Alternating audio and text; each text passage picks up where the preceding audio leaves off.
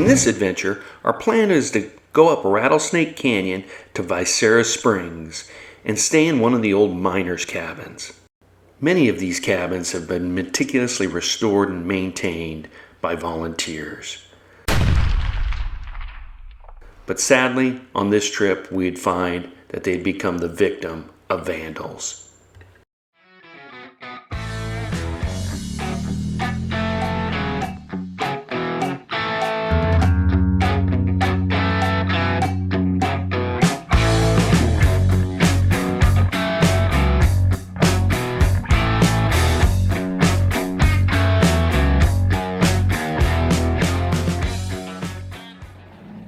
Rattlesnake Canyon is a 16-mile trail that goes from Johnson Valley at about 3,000 feet up to Burns Canyon at about 6,000 feet through the Bighorn Mountain Wilderness area. We're entering the canyon and I have yet to see a rattlesnake. I would classify this trail as easy to moderate, though a four-wheel drive high-clearance vehicle is required. There are several sandy sections and some rock gardens that'll have to be contended with. After making a brief pit stop for lunch, we're back on our way.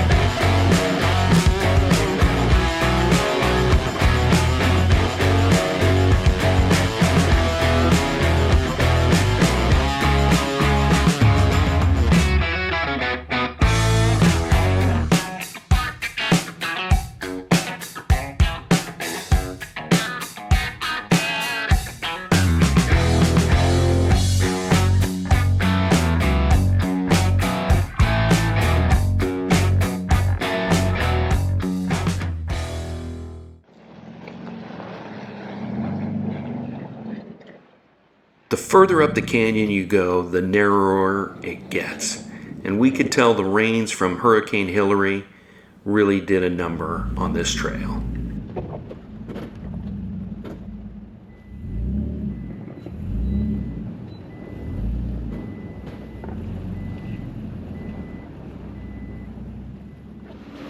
There are several springs in this canyon, but there is more water here than I've ever seen before.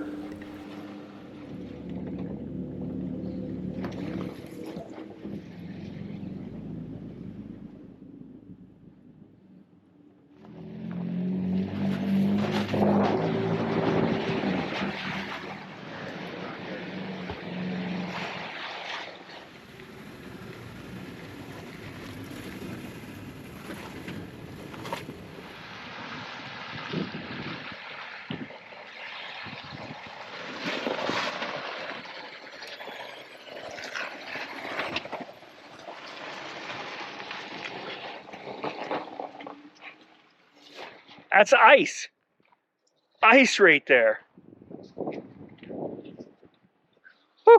It's going to be a cold night. Look at that. Ice too. Gee whiz.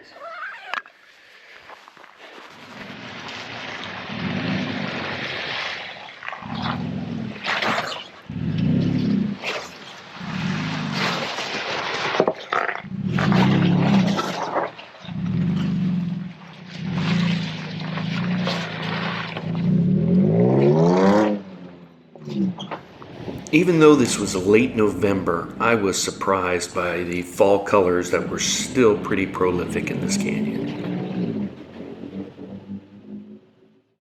After several hours of navigating Rattlesnake Canyon, we finally made our way into Vicera Springs. Our first stop was an old miner's or rancher's homestead on the east side of the canyon. This homestead would make a great adopt-a cabin, but sadly vandals have broken every single window and destroyed the interior.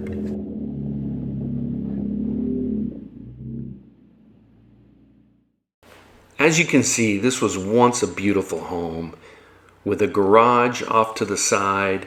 I'm guessing this was probably built in the 1940s, 1950s. One time it even had water and power. But as I said, somebody had to come along and break out every single window, punch holes in the wall, shoot out the fixtures, and graffiti everywhere. I know most of you believe as I do, in not only leave no trace, but leave each area even better than you found it. I don't understand the people that would do these kind of things. Sadly, this wasn't going to make a good camp spot, so we thought we'd try our luck on the other side of the mountain where we knew of a couple more cabins.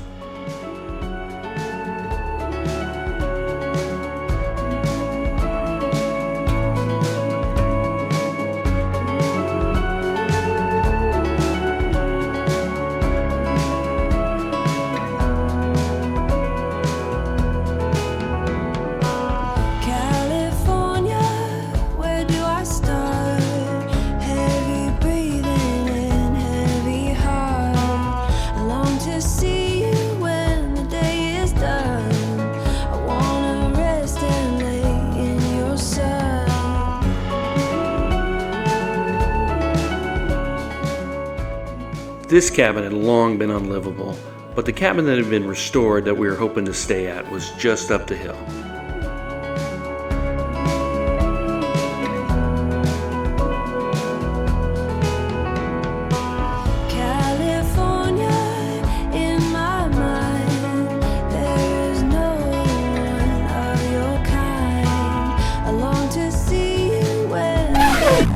Well, this was not a good sign.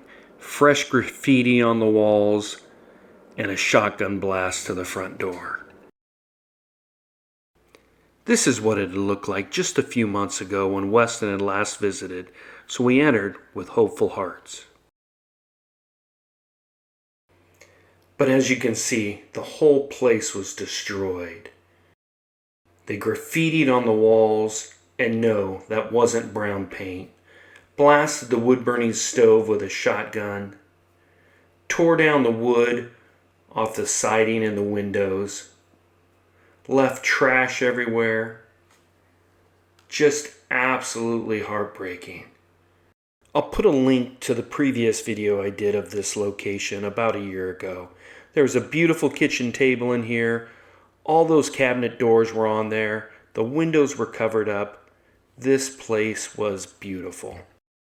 The back patio was fixed up as well, with a nice fire pit and some nice lawn furniture.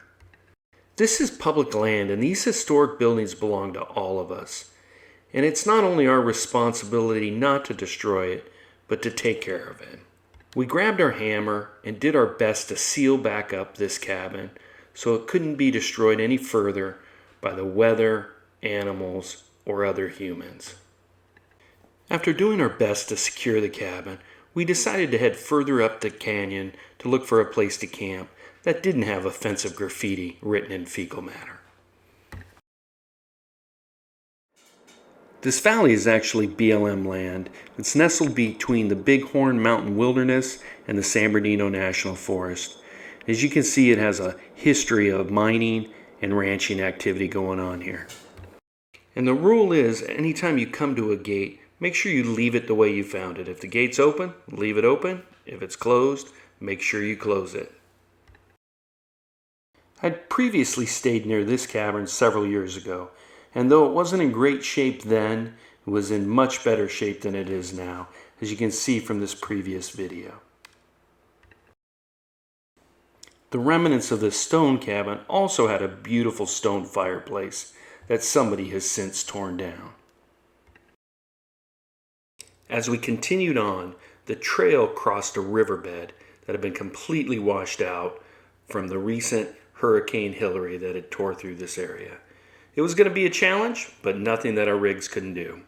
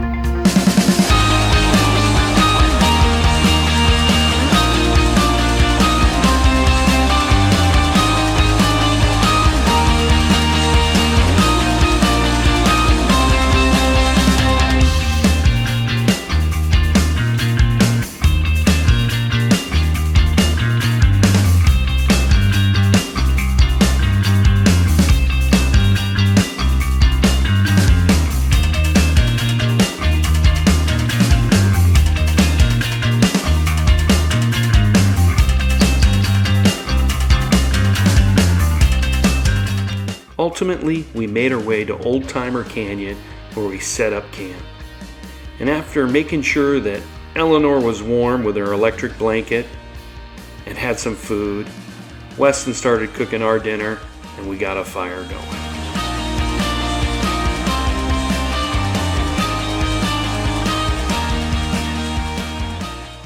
It's a beautiful campsite, Weston.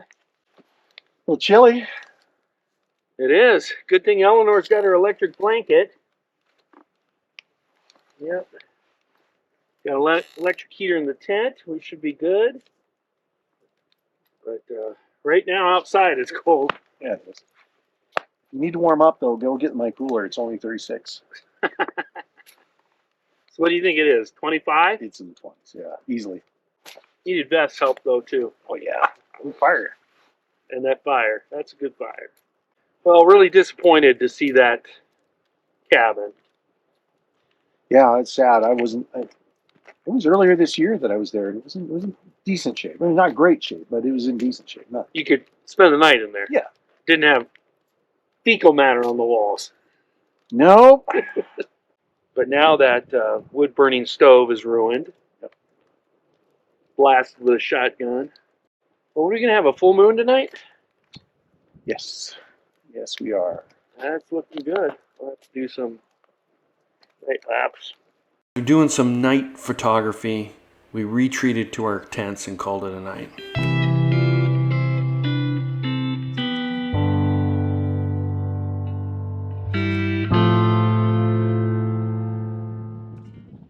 Thankfully, the sun came out in the morning and we were able to quickly pack up and get back on the road.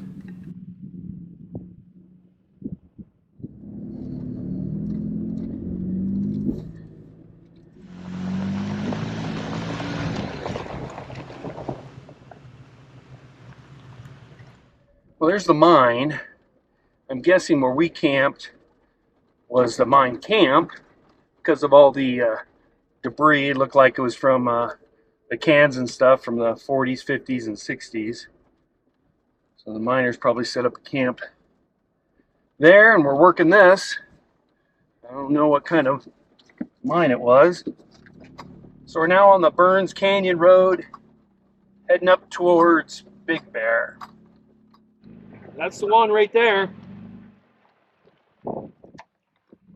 Back in the winter of 2020, I was coming down here in the snow, and I got hung up on that rock. It was all covered in snow. I didn't see it until I had made it over it. I'll put a link to that video. That was pretty fun. Okay, I was coming down this trail. Everything was going well. So I high-centered on this rock. I'm hoping I'm going to be able to get out. Hey guys, again, appreciate you watching. This trip didn't turn out the way I had planned it. I'm still so frustrated over those vandals who destroyed that cabin. So many people put so much work into maintaining that. And then just for some people to come up and destroy it. I mean, most of us, our goal is to leave no trace, or even better, leave things better than we found it. So for somebody to come up and do that, it's heartbreaking. But our camp ended up being pretty nice, and the weather didn't get as cold as we thought. So it was a good trip. Again, appreciate you guys watching. And if you haven't already, make sure you subscribe, hit that notification bell. And leave some comments. Let me know what you think. Thanks a lot.